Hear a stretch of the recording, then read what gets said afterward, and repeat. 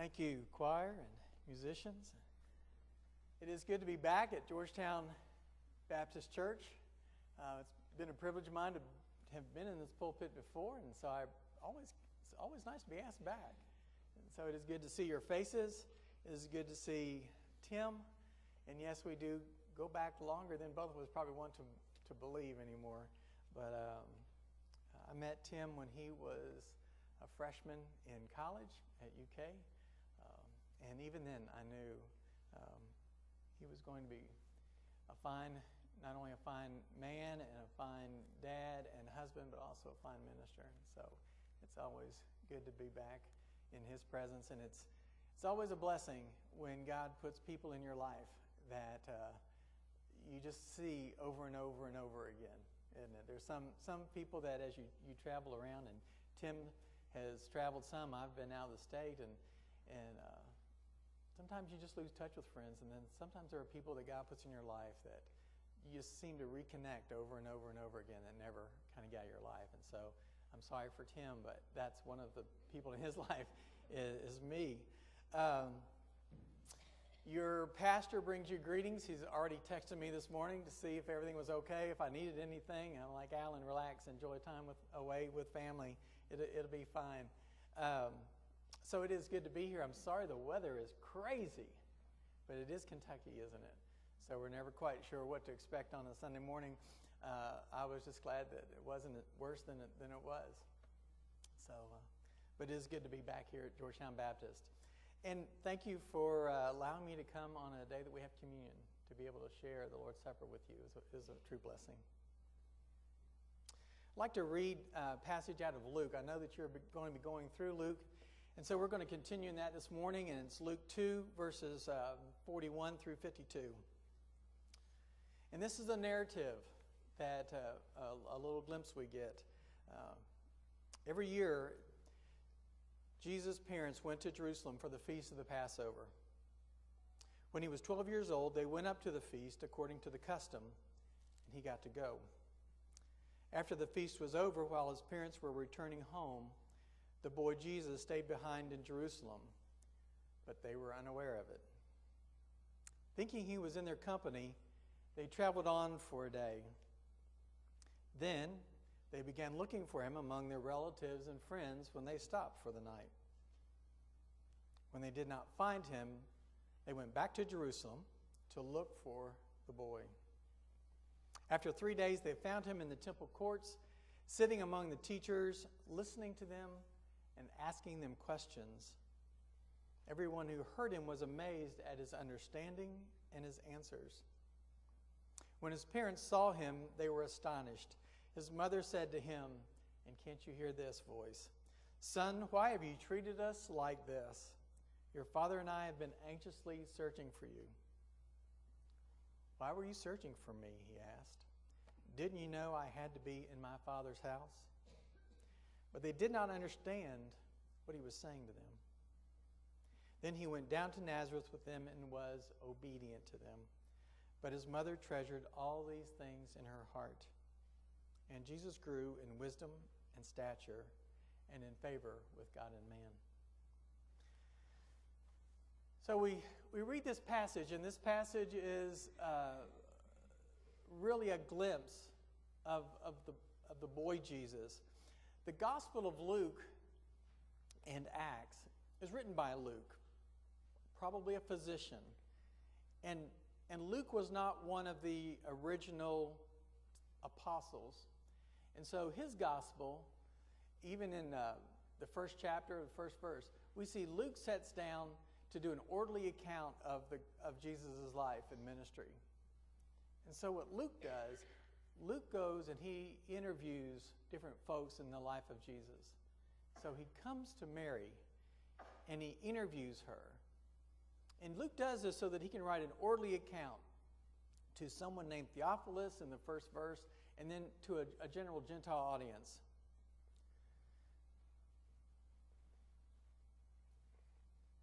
So Luke comes to Mary. Can't you see this? This is years after this event. This is after Jesus has died and been resurrected and gone into heaven. And Luke in the first verse says there's a lot of accounts of Jesus' life going around. And so I want to write this down. And he comes back to Mary.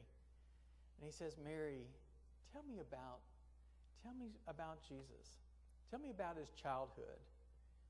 Tell me about the family, his ministry.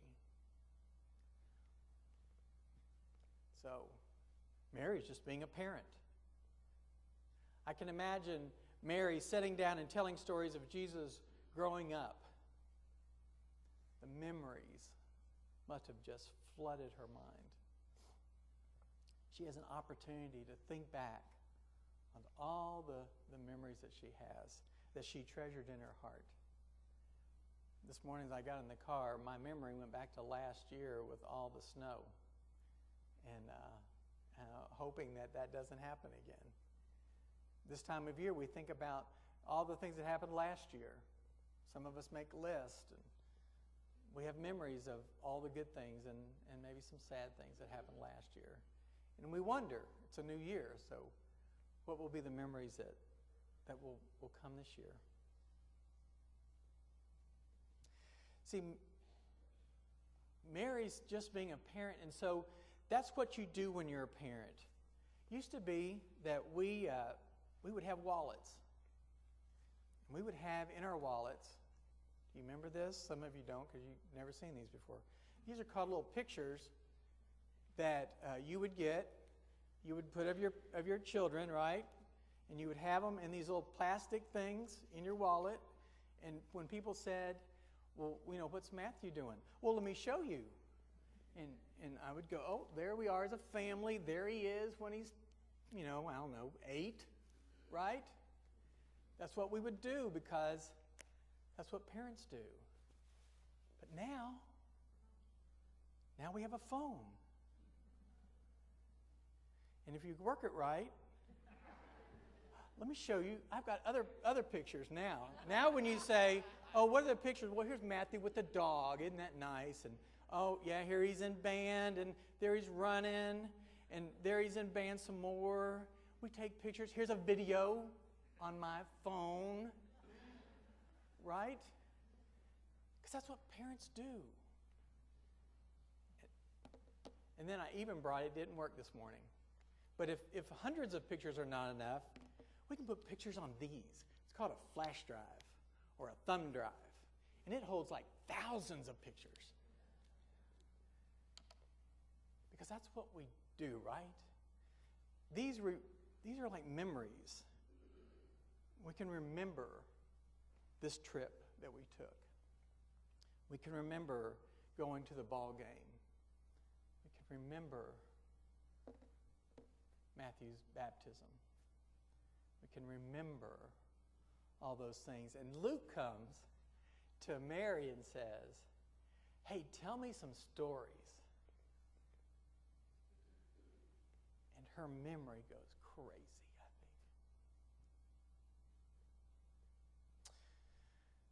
think. And I'm sure that Mary told Luke many, many, many stories, as you can imagine.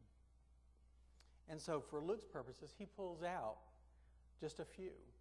He pulls out Jesus going to the temple as a baby right after the birth narrative and hearing Simeon give a blessing and a prophecy and Anna the prophetess. And then he tells us this story about Jesus going to this temple. And as a young Hebrew family, this would have been a normal thing. It says that Mary and Joseph went down to the festival every year. And so they were just doing what they did. They were celebrating the Feast of the Passover. But this year Jesus was 12. So you can imagine for Mary, that might have been a little more special. He gets to go this year. He's about to become a man. He's about to become a grown-up. He's making that transition. And so he gets to go, and they spend the week together. They spend time in the temple. They spend time with sacrifice. They spend time with family. And so as they go with a group, right?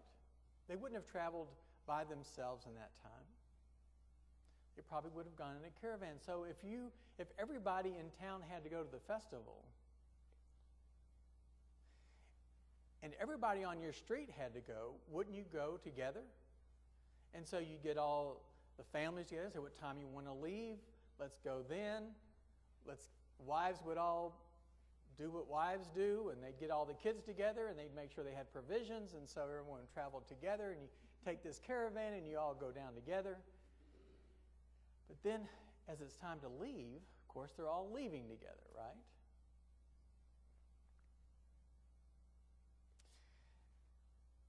And I can imagine that as they got ready,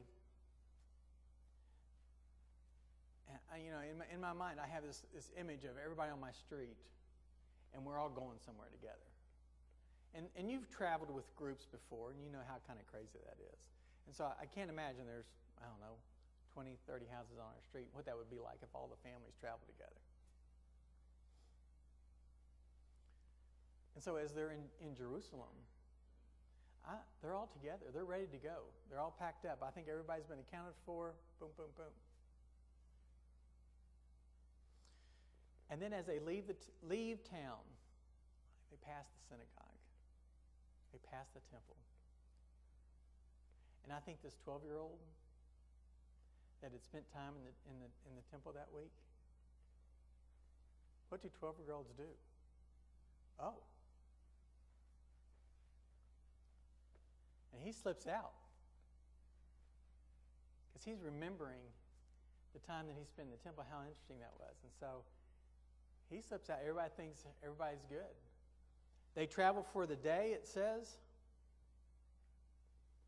And when they get ready to kind of settle in for the night, they come back together.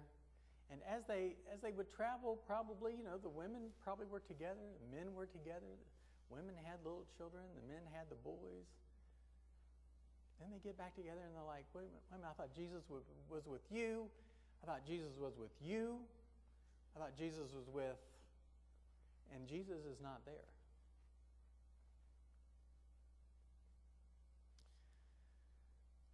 This is kind of a first century Home Alone. Jesus has been left. I don't know. Have you ever kind of misplaced a child? Maybe it was one of yours. Maybe it was someone you were babysitting. I don't know how they get away so quick. I was amazed. Matthew, my son, is 15 years old now. Even at 2, he could run faster than me. It's like when you're at Walmart, or if you're in the mall and you're shopping, right? You've done this. You've been with the child. He's right there. You turn around to look at the sweater, and they're not there, right? Because they've wandered off to the toy section, or they've decided it's a fun game to play. Let's get in the middle of all the clothes on the rack, and you can't see them, and let's hide from mom and dad. That'll be a fun game, won't it? Oh, yeah, that's a good game to play. And so for that moment, there's just this panic, right? Where are they? And you can't think. And yet your mind is racing and thinking of everything. Mary and Joseph are a day away from Jerusalem. And they realize that the other one left their baby at home in Jerusalem. Because it wasn't Mary's fault, right? And it wasn't Joseph's fault to Joseph. But I'm sure you were responsible for him. And I got a feeling probably Joseph caught the bad end of that one. And so they're a day away. Imagine that. And so they rush back to Jerusalem. They finally find Jesus. They find Jesus in the temple. He's not crying. He's not worried about it, right? He's been fine all along.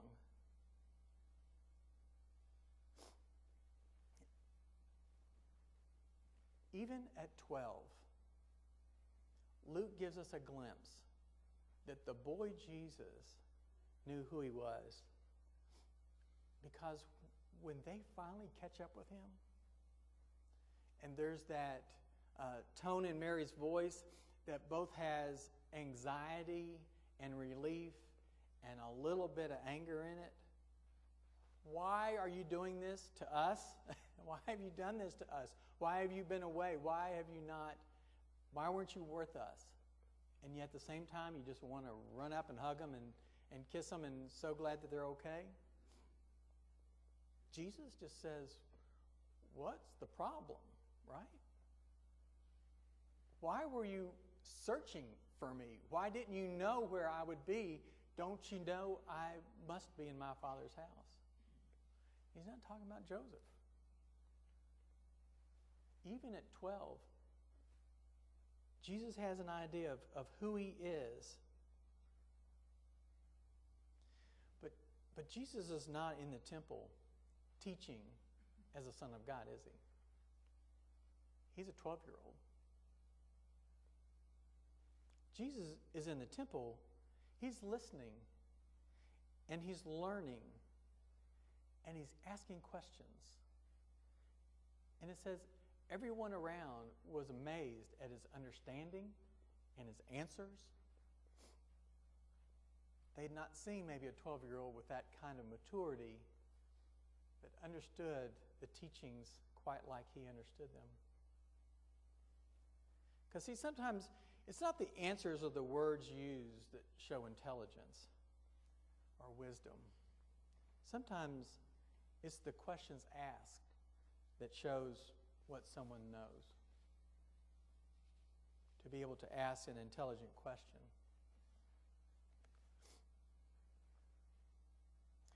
What sounds like they managed to gather him together, and we read that he went down to Nazareth with them and was obedient to them. I think it's interesting that Luke puts that in there. You can hear Mary say, he didn't run away from us anymore after that. Or he did everything we asked him to do. Or, he was a model child. But he was obedient to them. And Mary treasured all these things in her heart. And Jesus grew in wisdom and stature and in favor with God and man. In the Gospels, the early life of Jesus is really not the focus for these writers. We really have very little in the Gospels that tells us of Jesus' childhood. Most of the Gospels are focused on his public ministry, his death, resurrection, the things that we think make him God, right? Make him the divinity side of Jesus. And Luke gives us a glimpse of the boy Jesus in this second chapter. It does seem comforting to think that Jesus grew up just like an average Jewish young man. He grew up just like we did. The humanity side. The boy Jesus was just a boy growing up the way he grew up.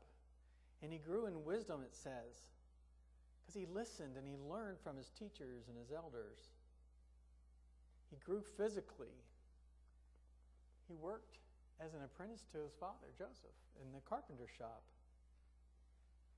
It said he found favor with God and man. He lived his life in a way that those who knew him thought well of him. He was a good boy, a good young man. Remember when Jesus returns to Nazareth years later, and he reads the scripture in the synagogue.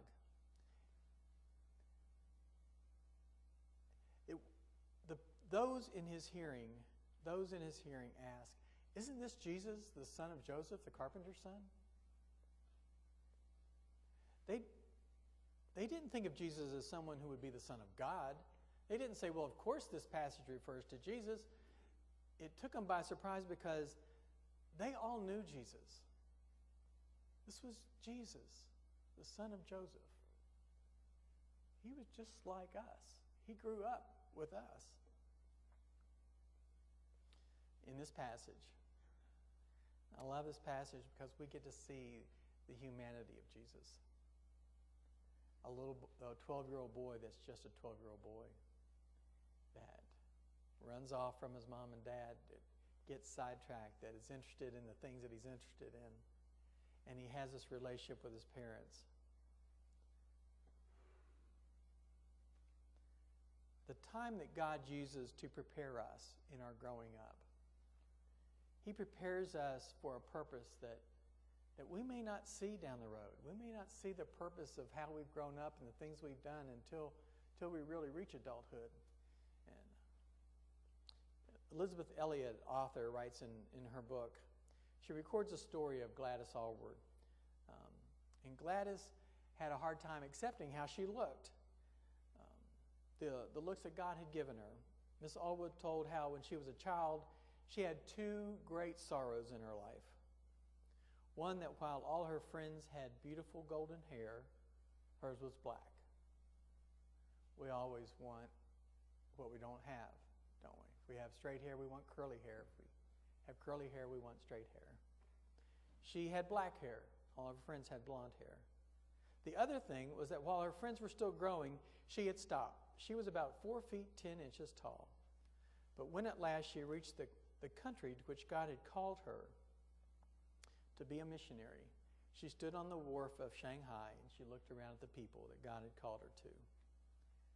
Every single one of them, she said, had black hair. And every one of them had stopped growing when she did. She was able to look to God and exclaim, "Lord God, you know what you're doing." God had even prepared her physically to be with the group of people that God had called her to be. Now, there were obviously times that Mary didn't quite know what to do or think about this child that she was raising. Twice in the birth narrative and in the second chapter, Luke gives the impression that Mary and Joseph didn't quite understand what was being said. But she treasured all these things in her heart. Looking back as a woman who realized maybe only in that conversation with Luke, only then did she realize what the angel meant. All those years ago, memories are such a blessing. They're a blessing in our life to be able to think back and to share with others. Even what seems normal in the everydayness, as Mary was able to share with the everydayness of Jesus' life. In a few moments, we're going to take communion together. I pray that as you remember Jesus' death and resurrection, and Jesus did that so that you could have a personal relationship with a loving God, also realize whatever God is preparing you for is being done each and every day in the everydayness of life. Whether you're 8 or 80, God is preparing you still. It may be for a lifetime, or it may be for something that's going to happen this week. But as God prepares you, it will be in the everydayness. What stories will you be telling in the future about growing up, about special events? What stories do you tell about following Jesus in your life? Well, this starts with you accepting Jesus Christ as your personal Savior. And if you haven't done that, today, now is a great time to do that. Or you may be looking for a church where you can grow in your relationship with Christ. This is a great church to join to do that. Someone will be down front. Tim, I think, will be down front to welcome anyone who wants to make a decision this morning or just share a prayer request. Would you pray with me, please? Most gracious God, we thank you for memories and stories. We thank you for glimpses into the life of Jesus as he was a boy, as he was like us, as you were preparing him, putting teachers in his life to help him understand and to grow. And so I pray for this congregation this morning, that as we partake in communion, as we share, as we have decisions that need to be made, as we think about memories, that you would be with us, walking with us each and every day. Amen.